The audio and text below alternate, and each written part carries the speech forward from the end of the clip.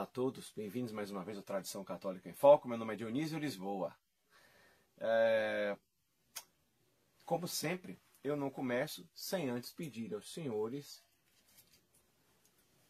que rezem o rosário todos os dias, tá bom?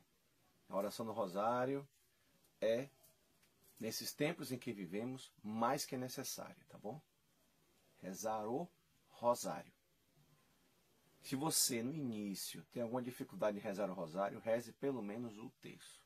Mas vá crescendo na fé e na devoção e reze o rosário, que são 3 terços diários. Podem ser rezados de uma vez, ou um terço de manhã, um terço de tarde, outro à noite. O que não pode deixar é de rezar o rosário. Meus queridos, vamos pedir hoje, primeiro, a proteção maternal de Nossa Senhora, e que ela nos assista nesse momento para que não nos afastemos 1 milímetro sequer da reta doutrina católica, tá bom? Em nome do Pai, do Filho e do Espírito Santo. Amém. Ave Maria, cheia de graça, o Senhor é convosco. Bendita sois vós entre as mulheres. Bendito é o fruto do vosso ventre, Jesus. Santa Maria, Mãe de Deus, rogai por nós, pecadores, agora e na hora de nossa morte. Amém. Em nome do Pai, do Filho e do Espírito Santo. Amém. Causa nossa Letícia, ora pro nobis. São Padre Pio de Pietrelcina, rogai por nós. Santo Antônio de Pádua, rogai por nós. Que as almas dos fiéis defuntos descansem em paz. Hoje eu estou gravando esse vídeo na noite do dia 1º, dia de Todos os Santos. Fui à missa hoje lá no mosteiro de Candeias, do Padre Jair Brito, família Beata Maria Virgens. E hoje foi a entronização da imagem belíssima de Nossa Senhora da Fé e Rosário. Muito emocionante e momento de muita fé, muita devoção. E hoje nos recordamos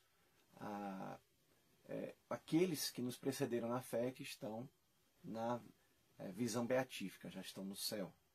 Já gozam da total felicidade, que é realmente a participação, né, na vida divina. Sua vida nesse mundo, eles fizeram com que esta se configurasse a Nosso Senhor de forma tão intrínseca, tão estreita, que mereceram a participação da vida eterna. Que a visão de Deus é a vida eterna. E amanhã, dia 2, é dia de missa, é um domingo, mas lembrando que nesses momentos, do dia 1º de novembro ao dia 8, são dias em que se deve dedicar a visita aos cemitérios, aos campos santos, aos jazios ossuários de pessoas que faleceram, e nossos queridos fiéis defuntos, e para que possamos fazer as orações e realmente que essas almas obtenham as graças necessárias, né? As indulgências que nós fazemos são para que essas almas, elas não podem mais pedir por si mesmas, elas não estão condenadas ao inferno, também ainda não estão no céu, estão em purificação. Para que essas indulgências sejam aplicadas para essas almas, para que elas se purifiquem daquela mancha de pecado que ainda possam ter, ou venial, ou aquele pecado confessado, mas que ainda não foi devidamente indulgenciado, que você não teve uma indulgência, não é? Então, essas orações especiais, pedir para aqueles fiéis defuntos que estão ali sepultados, não é? Que estão ali, o corpo encontra-se ali, mas que a alma está em purificação no purgatório. Devemos rezar sempre por essas pessoas, nossos parentes, nossos amigos falecidos. E é uma coisa que o protestantismo, quando você chega nesse período de dia de finados, e esse período, né, do dia 1º ao dia 8, em especial no dia 2, o que mais você vê são as seitas protestantes nas portas dos cemitérios, nas portas até de igrejas, distribuindo seus folhetinhos, e você vê, e é doloroso, que a dita fé deles, né, aquele depósito de fé totalmente estagnada, putrefacta que eles têm, só vive da negação das verdades de fé católicas. Enquanto a fé católica ela é assertiva, a proposta da igreja é essa. Intercessão dos santos, oração pelos mortos, devoção mariana, eucaristia, missa, uma igreja hierarquicamente. O protestantismo é o contrário. Enquanto nós propomos de forma positivamente, eles negam. O protestantismo é um movimento de negação. Negam o purgatório. Algumas pregam o aniquilamento total da alma quando morre, é outra estupidez. O que é que devemos fazer nesses dias? Rezar o rosário, nesses campos santos, ou nesses cemitérios, ou nesses locais de sepultamento dos nossos entes queridos e amigos, e até pessoas que nós não conhecemos, mas que vão se aproveitar dessas orações lá no purgatório, para que a purificação delas se dê de uma forma mais, como direi, porque não existe tempo. Né? O tempo lá que existe não é o conceito que temos aqui de tempo. Que se dê de uma forma mais rápida, se é que se pode dizer isso. Né? Algumas almas estão no purgatório até o fim do mundo. Os pastorzinhos de Fátima tinham uma amiga, salvo engano, o nome era Amélia, salvo engano, ou era Teresa, não me recordo. Que Nossa Senhora disse que estaria no purgatório até o fim do mundo. Está salva. Né?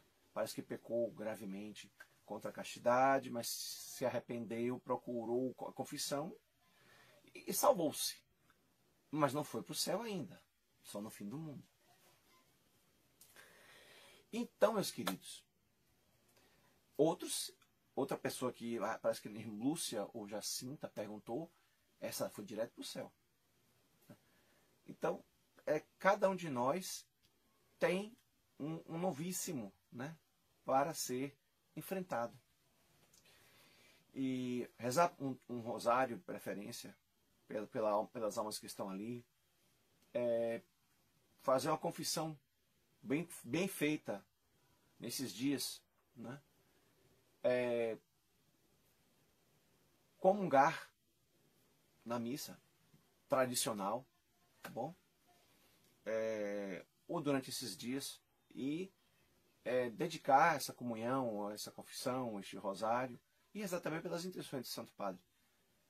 Fazer essas coisas faz com que aquelas almas elas possam galgar a luz perpétua do céu, a visão beatífica, e que se purifiquem. Aquelas almas que estão no purgatório são como o ouro que é purificado, no crisol, ali, aquele local que o ourives tem, que ele separa o ouro, muitas vezes, ele separa o ouro da matéria, das impurezas. Então aquelas almas que estão no purgatório, elas já estão salvas, só estão se purificando. Porque não pode haver contato entre Deus e o pecado, por mais venial, por mais menos gravoso que seja, porque Deus é a perfeição, Deus é luz e perfeição. Então essas almas estão em purificação. Lembrando que a doutrina católica fala que o purgatório existem 3 níveis, né? Sendo no maior, o mais elevado deles, quase não há sofrimento, e aquela alma já está mais preparada para ascender ao céu. Mas também tem as almas que se perderam, e é de se lamentar, porque Deus concede a todos graças suficientes para a sua salvação. Mas nem todas essas graças são eficazes, porque nós é que temos que dizer o sim ou não.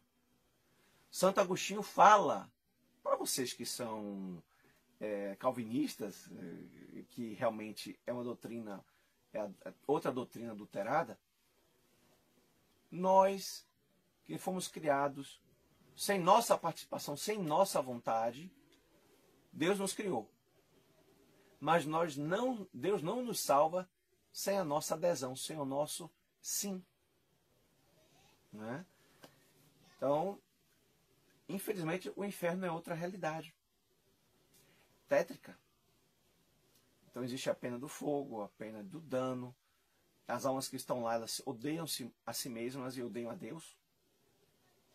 Odeiam o próprio fato de existirem, da essência delas, né? De existirem, de terem sido criadas. E é a ausência de amor e de caridade. O inferno é o ódio perpétuo. E todos nós temos pecados. Eu tenho os meus. E peço a Deus misericórdia.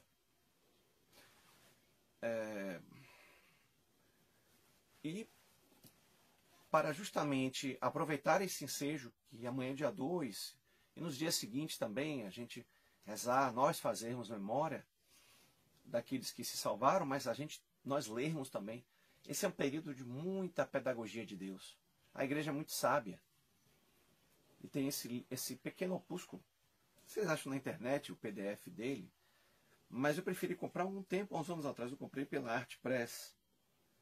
Carta do Além. Com notas do padre Bernardin Krempel, doutor em teologia. Eu recomendo. Eu vou até começar a ler aqui a Carta do Além no começo. E talvez amanhã eu conclua. Tá bom? E esse é um período de muita meditação. Como diz a Sagrada Escritura, né? Preocupa-te com teus novíssimos e não pecarás. Preocupa-te com os teus novíssimos. Morte. Juízo pessoal. Inferno. Purgatório, céu. Os novíssimos. A morte física é apenas uma sombra da morte espiritual. De você morrer na inimizade de Deus. Não que Deus tenha imposto essa inimizade, mas você mesmo, através de suas escolhas, impôs essa inimizade com Deus. Colocou essa trave. Cristo veio para remover esta trave, esse obstáculo, e ser o verdadeiro pontífice entre o homem e o Pai. Então, esse livro, A Carta do Além, ele trata de uma moça alemã, né? Duas moças que trabalhavam no mesmo escritório na Alemanha. E digamos que o sobrenatural intervém. As duas, depois de 4 anos trabalhando juntas, cada uma seguia um caminho diferente. E uma, mais piedosa do que a outra assim começou a ter sua fé desvanecida pelos bens desse mundo e preocupações desse mundo, né? E gradativamente foi se afastando. No início ela até que estava indo às missas, se confessando, mas o problema também foi um problema familiar. O pai tinha muitas ressalvas à igreja. E incutiu na filha essa certa indiferença. Chegou no ponto da hostilidade à fé. Mas eu não vou entrar mais em detalhes sobre esse livro, porque eu quero ler o começo, alguns trechos desse livro, porque eu acho que valem a pena lermos um pouquinho, né? Eu vou começar hoje a Carta do Além, à guisa de prefácio.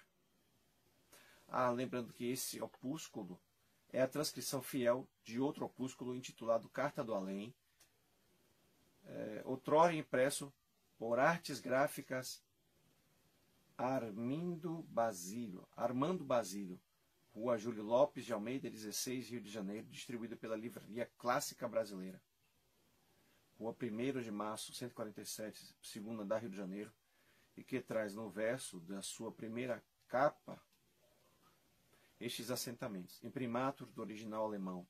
Brief ans dem Gesents. Treves, 9/11/1953.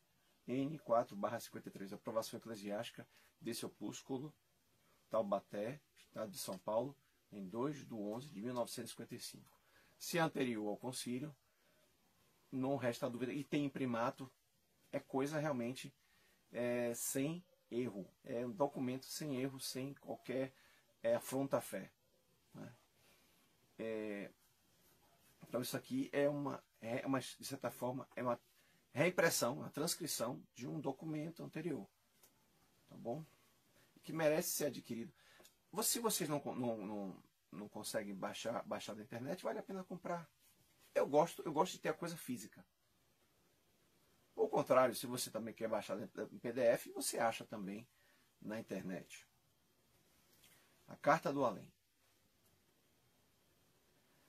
Eu vou ler o pequeno prefácio e as informações preliminares que tem nessa edição.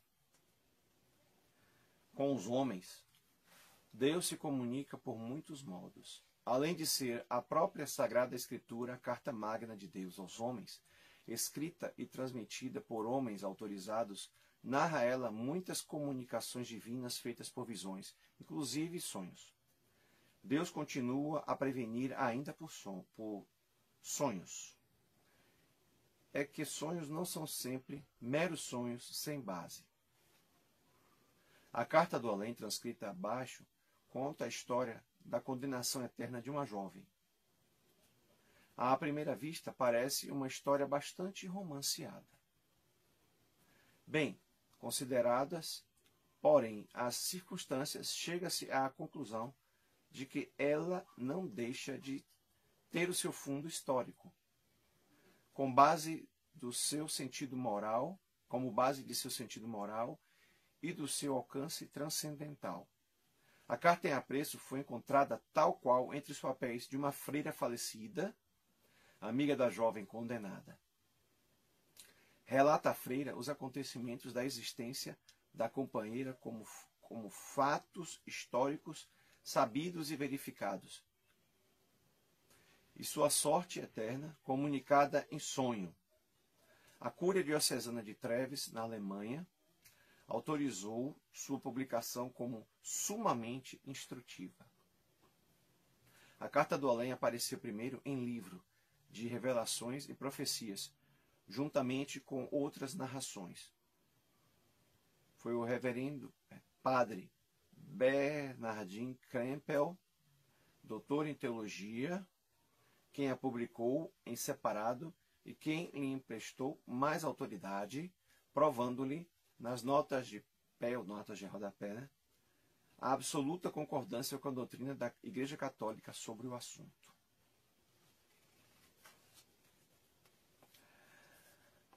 No apêndice seguem alguns esclarecimentos complementares sobre o inferno.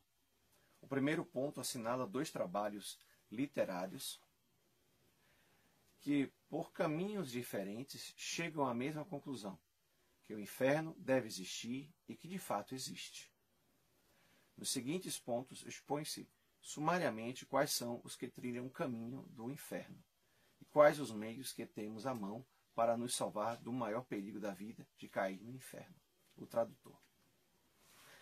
Lembrando a vocês, meus queridos, se vocês gostam do conteúdo do meu canal, por favor, curtam, compartilhem, inscrevam-se, comentem.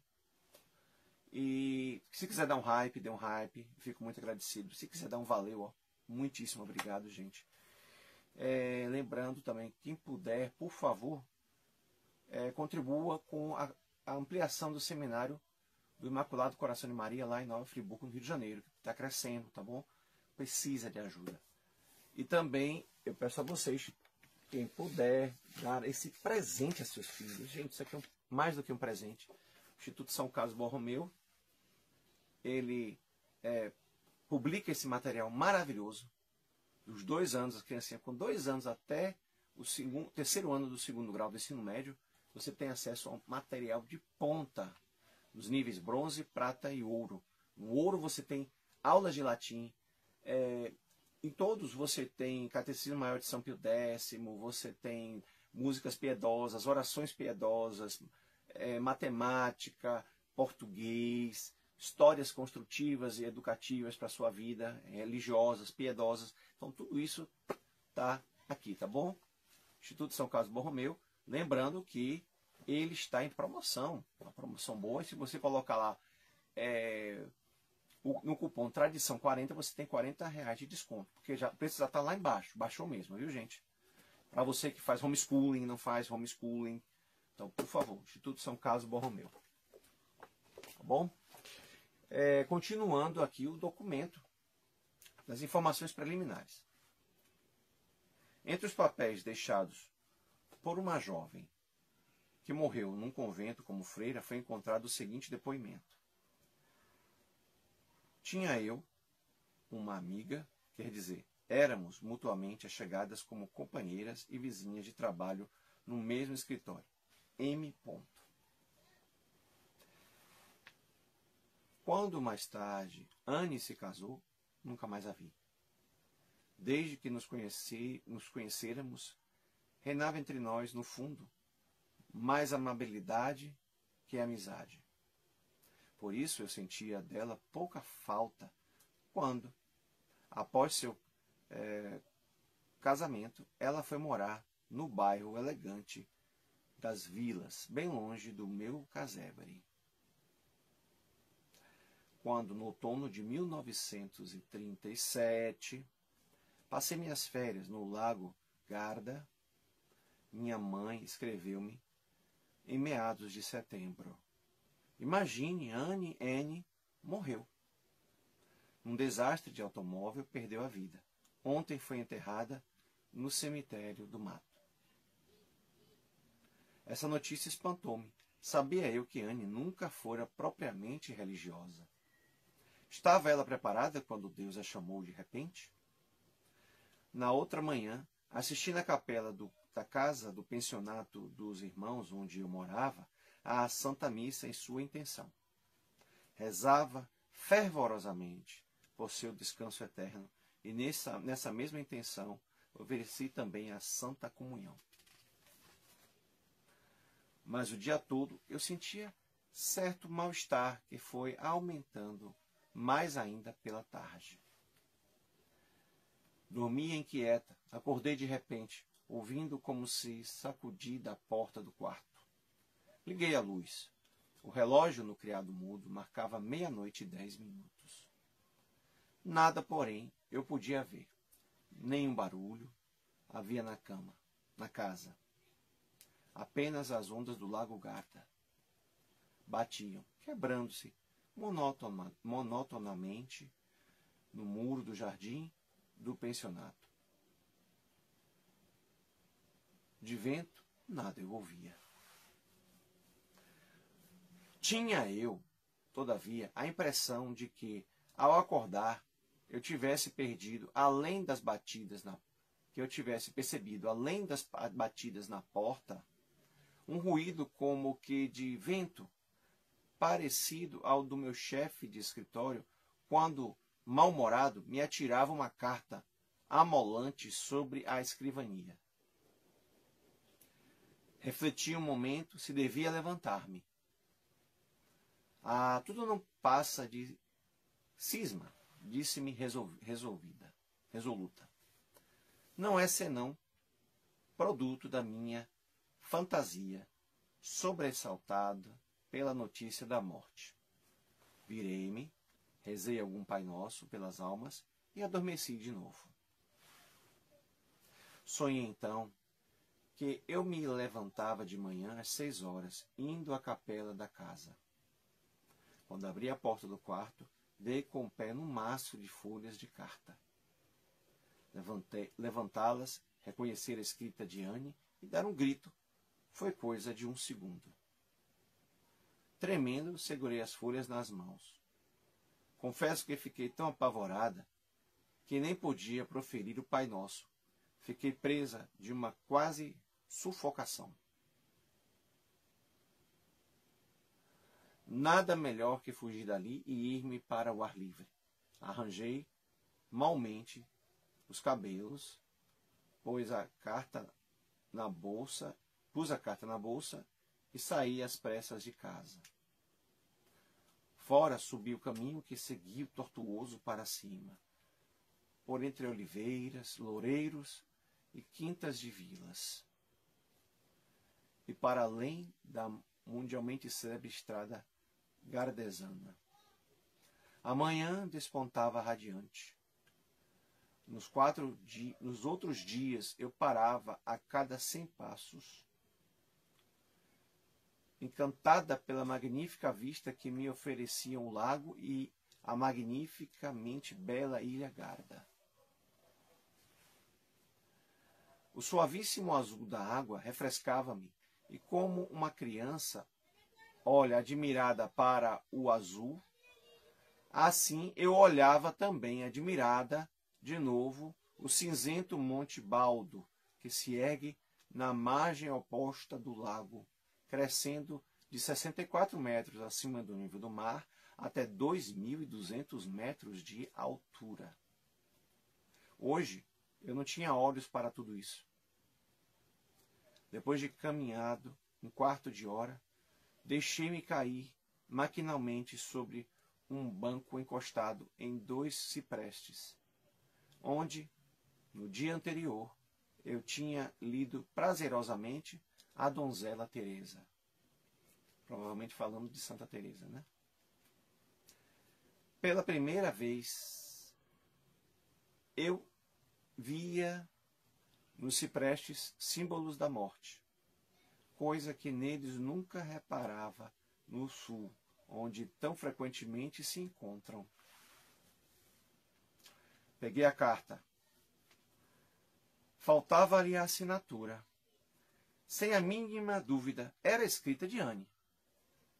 Nem mesmo faltava nela o grande S em voluta, nem o T francês, o que se havia acostumado no escritório para irritar o Sr. G.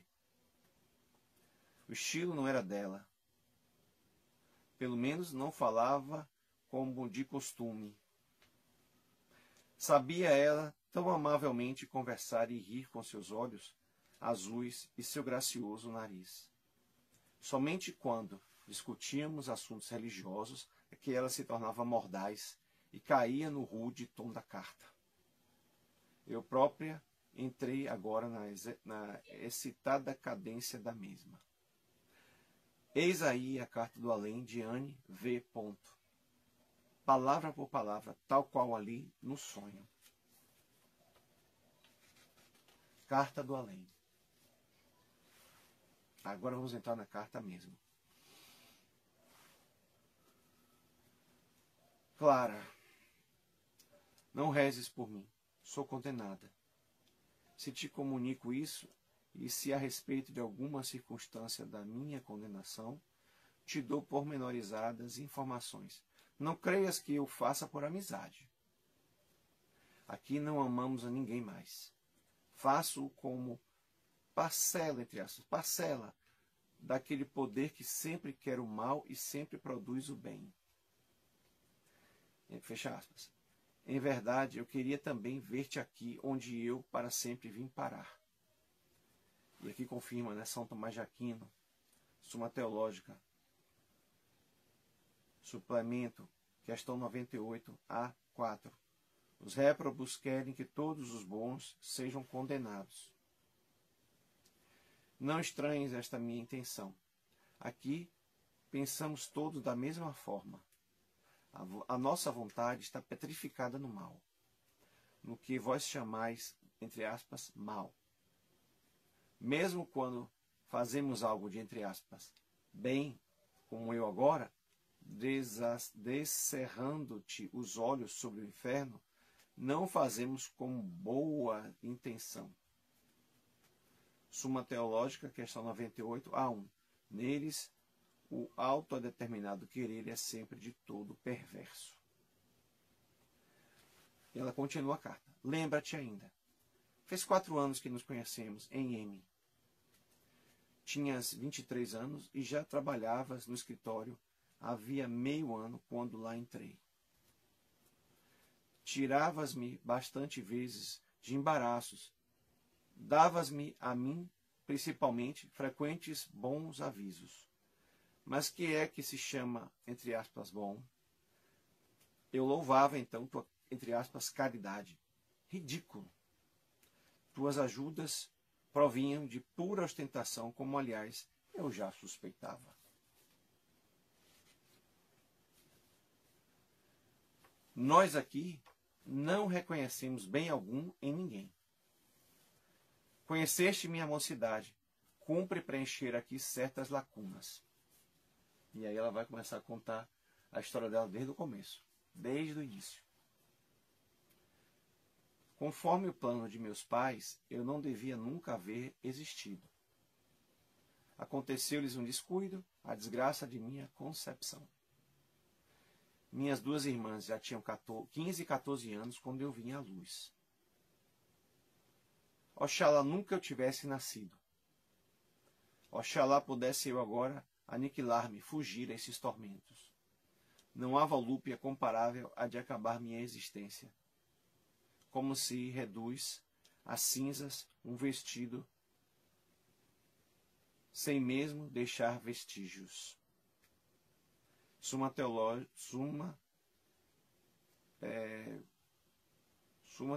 acho que questão 98, A3R e A de 3. Olha só que São Tomás fala. Enquanto a inexistência liberta de uma vida de terríveis castigos, seria ela para os condenados um bem maior do que sua miserável existência. Assim desejam a não existência. Imagine, os suplícios do inferno serem tamanhos que você deseja a não existência. Quando meus pais, ainda solteiros, mudaram-se da roça para a cidade, perderam contato com a igreja. Assim era melhor. Mantinham relações com pessoas desligadas da religião. Conheceram-se no baile e viram-se obrigados a casar meio ano depois. No ato do casamento, pegaram nele só algumas gotas de água benta, suficientes apenas para atrair mamãe à missa domingueira, raríssimas vezes por ano. Que tristeza. Nunca ela me ensinava a rezar direito. Esgotava-se nos cuidados de cada dia, ainda que a nossa situação não fosse ruim. Semelhantes palavras como rezar, missa, água benta, igreja, só escrevo com íntima repugnância, com incomparável nojo. Detesto profundamente os frequentadores de igreja, assim como todos os homens e coisas em geral. Tudo se nos torna tormento. Cada conhecimento recebido ao falecer, cada lembrança da vida e do que sabemos se transforma numa flama incandescente. Suma Teológica, questão 98, A7R. Nada há nos réprobos que não lhe seja matéria e causa de tristeza. Assim, dirigindo sua atenção sobre coisas conhecidas. E todas essas lembranças nos mostram aquele medonho lado que fora uma graça que desprezamos. Como isso aumenta, não comemos, não dormimos, nem andamos com as pernas. Espiritualmente acorrentados, nós, réprobos, fitamos estarrecidos a nossa vida falida, uivando e rangendo os dentes, atormentados e cheios de ódio. Ouves tu? Bebemos aqui ódio como água. Odiamo-nos mutuamente. Suma Teológica, questão 98, A4R. Nos réprobos domina um ódio total. Mais do que tudo, odiamos a Deus. Deus é mais. Procuro tornar-te isso compreensível. Os bem-aventurados no céu devem amá-lo, porque o veem desveladamente em sua arrebatadora beleza. Isso torna-os indescritivelmente felizes. Sabemos isso e é esse conhecimento que nos torna furiosos. Suma Teológica, questão 98 a 9. R. Antes do dia do juízo universal, sabem os réprobos que os bem-aventurados se encontram numa inefável glória. Continuando. Os homens na terra, que conhecem Deus pela criação e revelação, podem amá-lo. Não são forçados a fazê-lo. Mas é preciso amar a Deus. É preciso amar a Deus, gente. É preciso buscar a Deus. Continuando. O crente, furiosa, eu te digo aqui, que contempla, meditando Cristo estendido na cruz, o amará. Mas a alma de quem Deus se acerca, fulminante, como vingador e justiceiro, como quem foi repelido, essa o odeia. Como nós o odiamos. Suma Teológica, questão 98, A8, AD1, IB, AD5.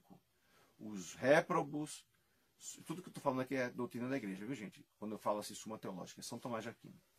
Os réprobos só enxergam em Deus o castigador e impedidor do mal que desejam fazer. Mas como só o enxergam no castigo, efeito da sua justiça, odeiam-no. Continuando, né? Ela agora cá. Odeia-o com toda a força de sua má vontade. Odeia-o eternamente, em virtude da deliberada resolução de ficar afastada de Deus, com que terminou a vida terrena. E essa perversa vontade, não podemos revogá-la mais, nem jamais queremos revogá-la. Compreendes tu agora porque o inferno há de ser eterno? Porque a nossa obstinação nunca derrete, nunca termina. Forçada, acrescento, que Deus é propriamente ainda misericordioso para conosco. Digo, forçado, entre aspas. A razão é esta. Ainda que, voluntariamente, escreva esta carta, não me é possível mentir, como eu bem queria. Assento no papel muitas informações contrariamente à minha vontade. Também a corrente de injúrias que queria despejar, tenho que reengoli-la. Deus era misericordioso para conosco, pelo que não deixou a nossa vontade produzir e efetivar na terra todo o mal que desejávamos fazer. Se ele nos tivesse deixado a esmo, teríamos aumentado muito a nossa culpa e castigo. Deixou-nos morrer prematuramente, como a mim, ou introduziu circunstâncias atenuantes. Agora ele se nos torna misericordioso por não nos obrigar a nos aproximar dele, porém a ficarmos nesse lugar distante do inferno, diminuindo-nos o tormento. Suma Teológica 1, que é questão 21 a AD1. Na condenação dos réprobos aparece a misericórdia de Deus, por incrível que pareça, né, gente? No que os castiga menos do que merecem. Voltando. Em outro lugar, nota o santo doutor da igreja, São Tomás de Aquino, que isso é o caso, sobretudo, com os que, neste mundo, eram misericordiosos para com os outros. Suma Teológica, questão 99 a 5, AD1. Então, aqueles que eram misericordiosos para com os outros, em algumas circunstâncias, mas morreram na inimizade de Deus, Deus pune menos do que essas pessoas deveriam. Então, mesmo no inferno. É interessante saber disso. E que Deus, muitas vezes, leva prematuramente algumas pessoas para que elas não cavem para si um inferno ainda pior. É interessante. A misericórdia de Deus se reflete até nisso. Como Deus é bom. Cada passo mais perto de Deus dar-me-ia maior sofrimento do que a ti um passo mais perto de uma fogueira. Nossa. Ficaste espantado um dia quando eu te contei em passeio o que meu pai me dissera alguns dias antes da minha primeira comunhão? Olha só o que o pai disse para ela. A alma comentou isso aqui. A alma condenada comentou isso aqui. Escreveu. Olha o que o pai disse para ela. Cuida, Anita, que ganhes bonito vestido, o mais não passa de burla. Como é que o pai diz isso para sua filha? Quase me teria mesmo envergonhado de teu espanto. Agora rio-me disso. O mais bem feito em toda essa burla era permitir-se a comunhão apenas aos 12 anos. Eu já estava então assaz possuída do prazer do mundo, que postergava facilmente tudo quanto era religião, e não levei a comunhão a sério. O novo costume de deixar as crianças receberem a comunhão aos 7 anos põe-nos furiosos. Envidamos todos os meios para burlar isso, fazendo crer que, para comungar, cumpre haver compreendido. É preciso que as crianças já tenham cometido antes alguns pecados mortais. O, entre aspas, branco, Deus, será menos prejudicial, então, do que recebido quando a fé, a esperança e o amor, frutos do batismo,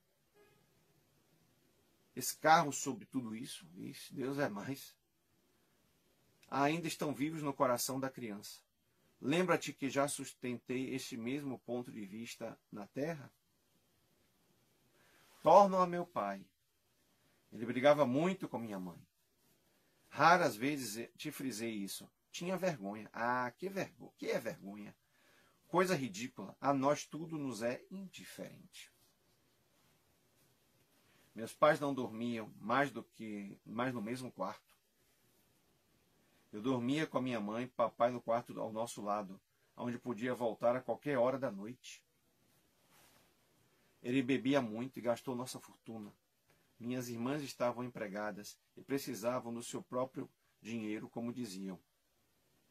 Mamãe começou a trabalhar.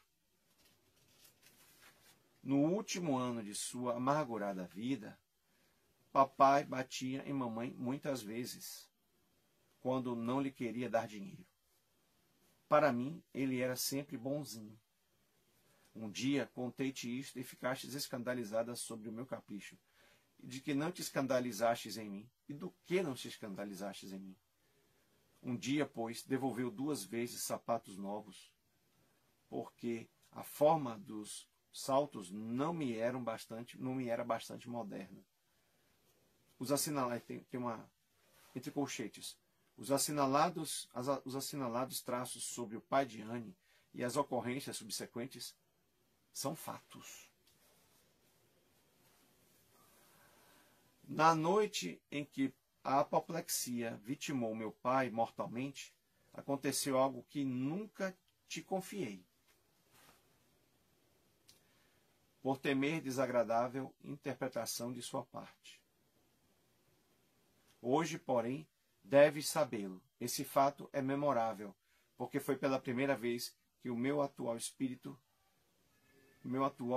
carrasco se acercou de mim. Eu dormia no quarto de minha mãe. Suas respirações regulares denotavam seu profundo sono. De repente, ouvi chamar meu nome. Uma voz desconhecida murmurou: "Que acontecerá se teu pai morrer?" Eu não amava mais meu pai, desde que ele começara a maltratar minha mãe. Já não amava propriamente ninguém. Só me prendia a alguns que eram bons para mim. Amor sem intuito natural existe quase só nas almas que vivem em estado de graça. Nele eu não vivia.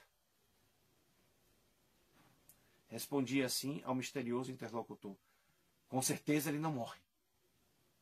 Após breve intervalo, ouvi a mesma bem compreendida pergunta, sem me incomodar de saber de onde provinha. "Qual que? Ele não está morrendo." Escapou-me, casmurra, e pela terceira vez fui interrogada: "Que acontecerá se teu pai morrer?" De relance, me surgiu no espírito como meu pai frequentes vezes voltava para casa, meio bêbado, ralhando e brigando com a mãe, e quanto ele nos envergonhava perante os vizinhos e conhecidos. Gritei então embirrada: "Pois não, é quanto merece, que morra." Depois ficou tudo quieto. Na manhã seguinte, quando mamãe foi para arrumar o quarto de papai, encontrou a porta fechada. Ao meio-dia, abriram-na à força. Papai encontrava-se meio vestido em cima da cama, morto, um cadáver. Ao procurar cerveja na adega, deve ter se resfriado. Desde muito estava adoentado. Será que Deus, vai vir entre parênteses, será que Deus fez depender da vontade de uma criança a quem o homem demonstrava bondade, o conceder-lhe mais tempo e ocasião para se converter? Uma boa pergunta.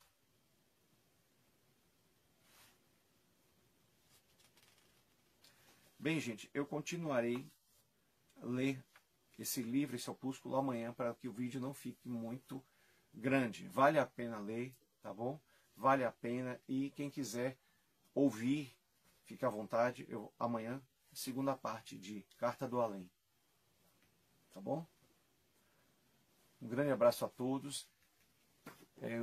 Meditem o dia de finados. É um dia que deve ser ruminado.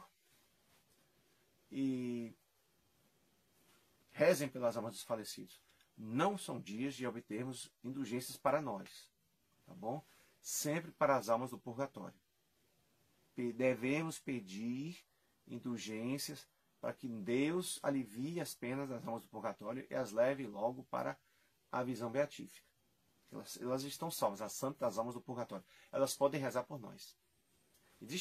Na doutrina existe uma certa querela se poderiam ou não rezar por nós, mas nós hoje sabemos, a maioria dos teólogos da tradição, os grandes mestres da fé católica, né, eles concordam que as almas do purgatório podem rezar por nós, como nós podemos rezar por elas, mas elas mesmas não podem mais rezar por elas mesmas, tá bom? Pedir por elas mesmas. Então cabe a nós fazermos isso, tá bom? Que as almas santas do purgatório tenham a luz eterna. E amanhã continuamos a leitura desse opúsculo. Salve Maria, viva Cristo Rei. Um grande abraço a todos. Lembrando, vamos assistir sempre o canal do Padre Fábio Calixto e do Padre David Nas, tá bom? Para que ele reine. Um grande abraço. Gente, obrigado. Até amanhã. Novo vídeo vindo aí.